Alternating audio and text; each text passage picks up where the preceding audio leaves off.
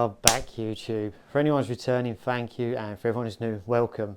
I'm Mitch and this is Retro Rummage. I'm the gamer channel's buying games, DVDs, Blu-rays, any electrical items I get my hands on at car boot sales, Facebook Marketplace or charity shops for a cheap price. So I'm getting traded into CX at a high price so I can build my own gaming collection. So fifth time lucky with that.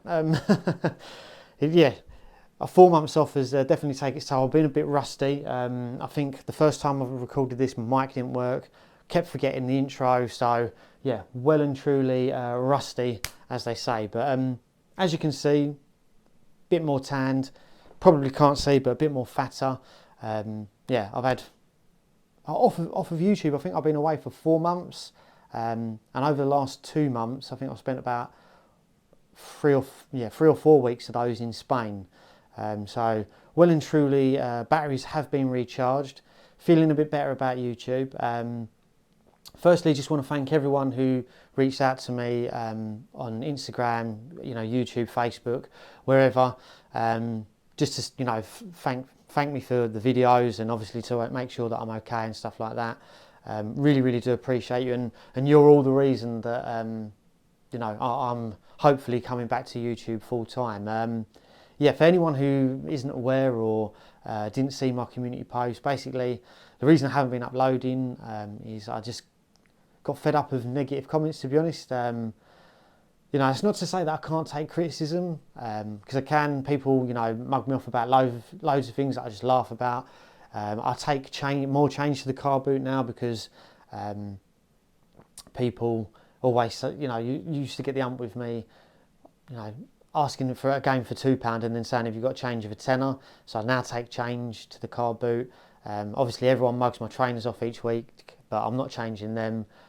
You can carry on mugging my trainers off, that it really doesn't bother me. But when people call me like a scumbag or low life, or insinuating that I would, what did someone, the comment that made me laugh, got my back up the most was basically insinuating that I target women to, it's well out of order for knocking that woman down for money, like I'm being, I don't know, like a predator in some way, or something like that. And then yes, someone called me a scumbag because I knocked £1 or 50p off a pair of Turtle Beaches. And yeah, if anyone goes to the car boots and has bought Turtle Beaches, you'll know how prone to breaking they are. And if I can't get them for £1 or £1.50, I won't buy them, because they are so prone to break. I mean, I've got these together just to prove my point.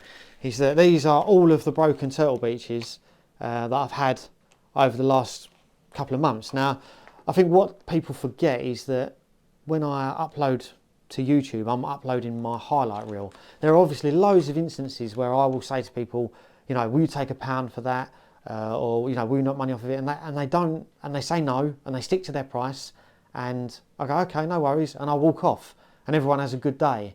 But what you'll see, or what you will continue to see, is me saying, will you take £1 for that? Will you take 50p or £1 off of it? Because I get stung so much with broken goods. I think what people forget is that there are so many people out there who just go to the car boots to get rid of their broken stuff. So if I can't get it for cheap, I'm not going to buy it.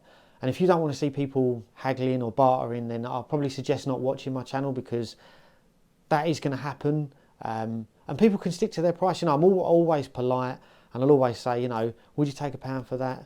And if they say yes, okay, thank you, brilliant. If not, no worries, that's fine, I'll walk off. I won't sit there and argue with them until I get it for the price that I want it for. Negotiating the price of something is not rude. Obviously, I watch a lot of other YouTube boot sale resellers and stuff like that. And one of the reasons that I decided to come back to YouTube as well is that I think it was on George's retro reselling. Someone commented in his, why do you never haggle? And then also Click Right, I'll follow him on Instagram. He doesn't upload to YouTube too much, but yeah, people are always in the comments he's saying, why don't you haggle? But then obviously I'm getting the other end of it, where it's like, you haggle too much. So, you're never going to make everyone happy, no matter what you do. So I think what I've just got to learn to do, or what I'm going to do, is I'm going to delete any comments that I just think are just purely negative for the sake of it. Just because how I am as a person as well, I can't leave it alone. Quite confrontational or argumentative in that, especially if I think I'm in the right with the Turtle Beaches, where I get stung with broken pairs so much, and I'm trying to, all right, it may only be £1 or 50p, but it all adds up. If I've knocked £1 off of each of them at least, it's nearly a tenner that I've saved myself. Plus, so I'm down probably 10, 15, 20 quid on all of those as well.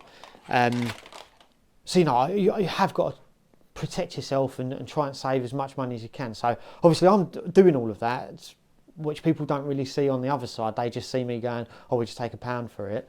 And obviously they just jump on it, and I react in the wrong way. And yeah, it ruins everyone's day. So I think moving forward, I'm just going to delete the comments that I think are purely negative. Obviously, if someone's got something to say in a constructive criticism manner, then of course I will take it on.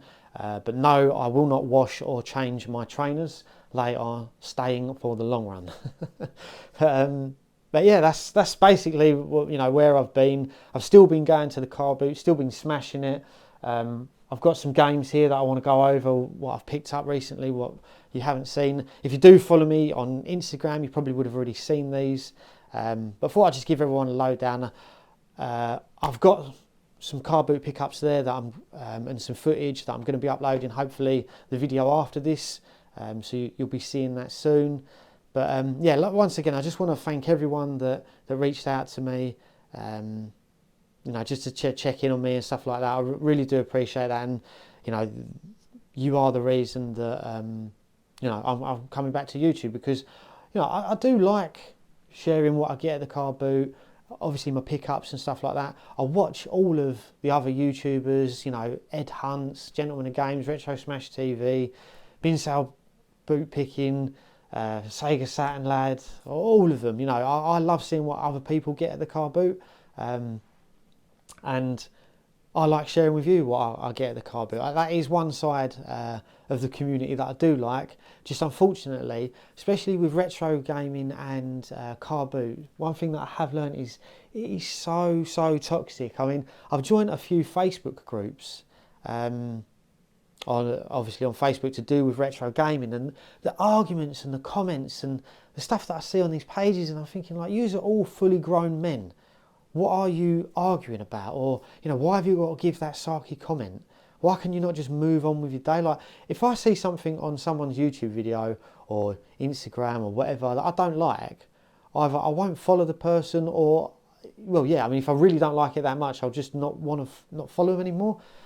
I don't know, some people just live to be negative on the internet. I can't get my head around it. Anyway, I've been going on about it for too long. Half of you probably don't care, but that's the reason why I haven't been uploading. Hopefully I will be uploading more in the future. There will be a slight change to my channel and how I operate. I'll get into that after I've gone over these pickups. But I'll try and whiz through these. Like I say, if you follow me on Instagram, you probably would have seen these anyway. All of these are complete and with the manual. First one is Mortal Kombat 4. I've got Mortal Kombat Sub-Zero Mythologies, but this is the first fighting version of Mortal Kombat that I have on the PlayStation. I think some people say Mortal Kombat 3 or Trilogy is better, but I really like this one. So yeah, I think I paid £62 for that, and I got it out of my local as well. I see it in there in good condition, thought why not grab it. So yeah, nice one. Gun gauge. When I first got this, I thought it may have been a little bit sun damaged on the front, but I've had a look on eBay, and that's how most of them are for some reason. So maybe that's just part of the design, and obviously the PlayStation and Konami are not faded, so that's just how it is. But actually holds up pretty well, this game. Controls are good. Yeah, it's like a 3D over-the-shoulder shooter. You run around killing things, getting stuff and stuff like that. So pretty fun game to play, and it's always a plus when the controls hold up well, especially on the PlayStation 1, because some of the games, which one of them I've got in here in a minute, the controls are just outrageous, to be honest. Yeah, it's very difficult to go back and play those games. But this one is not one of those. This is Strider 2, which includes Strider 1. I think I paid £105 for this. But yeah, these, like, I think this is classed as a 2.5 platformer. These hold up very well in my opinion. I think some of these are the best games you can get on the PlayStation 1. Especially, I think that's why the Switch is so successful, because I think Nintendo have kind of realised that you don't necessarily have to have like an Unreal Engine 5 AAA game for people to want to buy it. There's a lot of, you know, platformers and stuff like that on the Switch where they're not graphics focused, but they're just a fun game to play. I think that's what, you know, Nintendo have realised, and that's what they've gone with, and that's why these games hold up well on those older consoles to this day, because you're not relying on the graphics, you're just relying on it being a fun game, and this is one of those. So yeah, again, another game that doesn't rely heavily on graphics, but is good. And I now know how to pronounce this. I believe Suikoden. This is the first one. Got the second one, which unfortunately has tanked in price a little bit since I bought it. I think $225 I paid for it, and I think it's about £190 now, something like that. This one's a little bit cheaper, £120, but I've kept on the side here, I don't know if you're going to be able to see it, but it's got written in permanent marker there. I'll do that to blur, but £4. So hopefully someone got that out of car boot and traded it into CEX, or someone bought it out of a charity, or that's just the price that was on it from a long time ago. But yeah, not £4 anymore, unfortunately, but hopefully, yeah, someone got a good deal on that. But yeah, £120 or £125 voucher for that.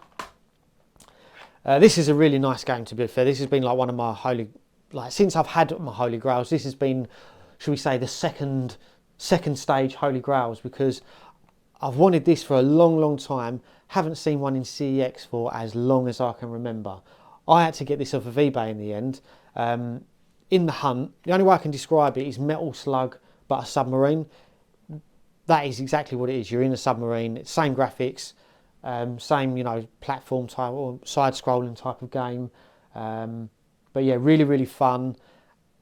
I think, so you don't see too many of these on eBay either, to be fair. I think this one originally went on at about £250. And then I think they lowered it to maybe 220, 200.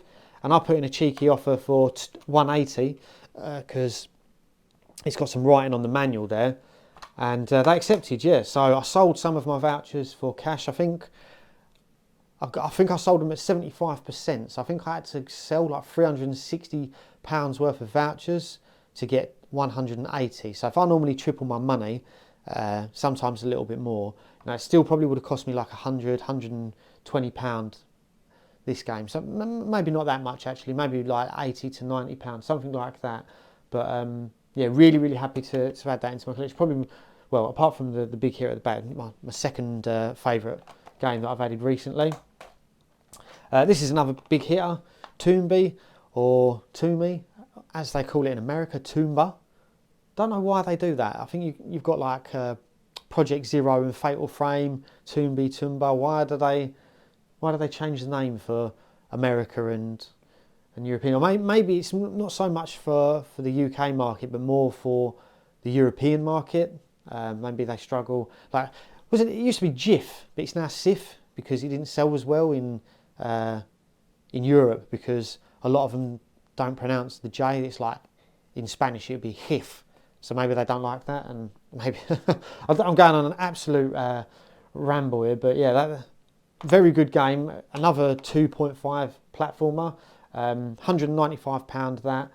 I still need to get Toomby 2, which I think is about £110. But again, I don't know if you've noticed, but since they've started specifying with manual or without, all of the good games, the ones that have been there for ages, and you really have to be checking every day to make sure when these new games are coming into stock. And I'm just not seeing them as much. Maybe I'm not checking as much, but yeah, very hard to get them. And then yeah, speaking of terrible controls, Kingsfield on the PlayStation 1. This is kind of like Doom, but more like a hack and slash. I think you can do magic and potions and stuff like that. tried giving it a go, but to be honest, it's very, very difficult to get into. Controls do not hold up well at all.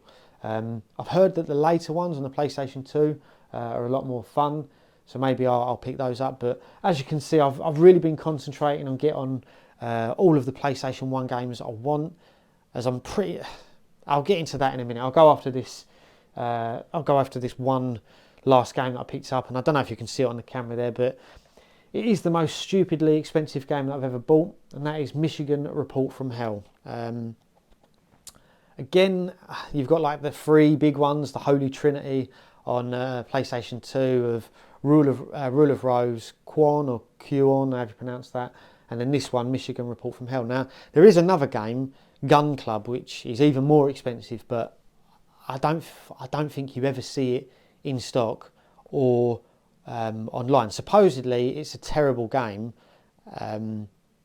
and it's purely the price because of the rarity of it. It's kind of like, I think the most expensive game on PlayStation 1 is Cindy's Fashion World, and just because of the rarity of it, you never see it in CEX, and every now and then you see one pop up on eBay for like 1,500 quid or something like that.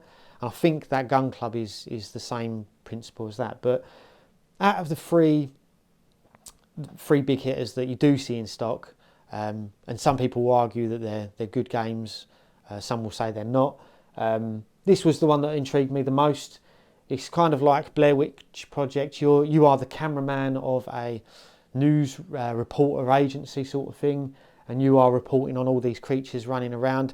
It's actually pretty good. The only thing that I can't get on with, and I haven't been able to figure out how to change it, is the camera is inverted. So when you push down, you go up, and when you push down, when you go up, you go down, sort of thing. And there's no way in the settings to change it. But apart from that, I've actually really enjoyed it. It's quite a cool game, and obviously nice and complete. I think I paid £500 for that. I think it's gone up to £525 now, which is crazy money. I'm not going to sit here and try and justify it. Part of collecting for me is I like to have the rarest games. You know, I am a collector before a gamer. I do like obviously playing games, but you know, I do want the rare. It's not so much that I want the expensive games. That's just a side effect of it being rare. But I do want all of the rare games in my collection, and unfortunately, I do have to spend, you know, more money than I would like. But at the same time, that is why I do what I do. I go to the car boot, so I don't have to spend as much money of my own. But that leads on to what I was saying. There is going to be kind of a change of direction with my channel, in that my collection, because you know it's pretty much where I want it to be. There's not, obviously, you know, no collection is ever complete. There's of course other games that I want to get, but not ones that I'm, you know, like struggling, like, right, I need to go out and I need to get that. For example, Toonby 1 or Toonby 2, you know, I want them, but I'm not losing sleep over not having them in my collection. And after watching other people's channels, like especially Gentlemen of Games, I think even Retro Smash TV, they kind of more have, you know, an angle of where they're trying to make their games free. I won't sit here and pretend that I've got all of my collection for free. It's cost me a lot of money. I spend maybe £50 to £70 a week at the car boots, especially throughout the summer, maybe a little bit less than that in the winter. But you know, this is just my hobby. I don't do too much else. I go to the gym and whatever. I don't drink too much on the weekends, so this is what I spend my money on. But after watching them, you know, they get cash from CEX, and obviously I've now got a contact that I can sell some of my vouchers to. So I'm now looking at doing things where I can maybe make this a little bit more cheaper for myself. So there's probably going to be less CEX roulettes, less pickups to go over. One, because there's not as many games that I need, and two, I want to make this as cheap as possible for me. I do have a PlayStation 5 now, which I'll be playing a lot of. Completed Last of Us 2, Ghost of Tsushima. I'm playing God of War Ragnarok at the moment. But by the way, Ghost of Tsushima on the PlayStation 5, wow, what a game. I know a lot of people played it on the PlayStation 4, but visually, for me, it's probably one of the best games I've ever played. If you haven't played it, I would highly recommend it. Absolutely brilliant game. I really enjoyed Last of Us Part 2. I know a lot of people weren't happy with the storyline. I won't give away any spoilers, but for me, that didn't bother me. I still thought it was a very, very good game with good gameplay, good storyline, and yeah, really, really enjoyed that. Playing God of War Ragnarok at the moment, and I'll be honest with you, I'm finding it a little bit slow. I actually prefer the PlayStation 2 variants of it. I thought the combat was a lot better. Puzzles were quicker. I feel that there's a lot of filler in God of War Ragnarok. Let me know in the comments if you agree or if you disagree.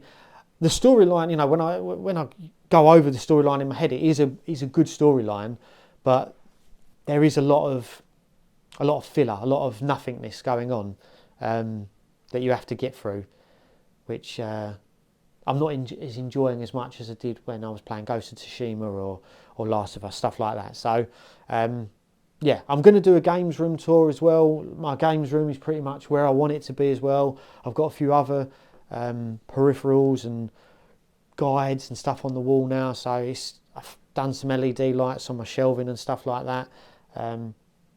So I'm pretty much there with my collection in the sense of to be getting everything every week. You know, I love Retro Ghetto, but he's a madman. You know, when he goes for these full PlayStation 3 essentials and you know, the Wii U and stuff like that, I'm not getting involved with that. So there's not enough. You know, I don't want to be picking up loads and loads of games that you know, I'm not going to be playing. I've got enough games that I like that I'm not playing to be picking up. Like what was the I mean, I don't collect Xbox 360, but there was like a My Horse Riding or My Pony or something that I think it was like it's £100 or something like that, and he's got it for the Xbox 360. I think he'd done a video where he was like, if he gets over a certain amount of likes, he'll do a playthrough or something like that. But yeah, I'd like to think that I would never be spending £100 on a game like that. But you never know. In the future, you might see me get Cindy's Fashion World on the PlayStation 1.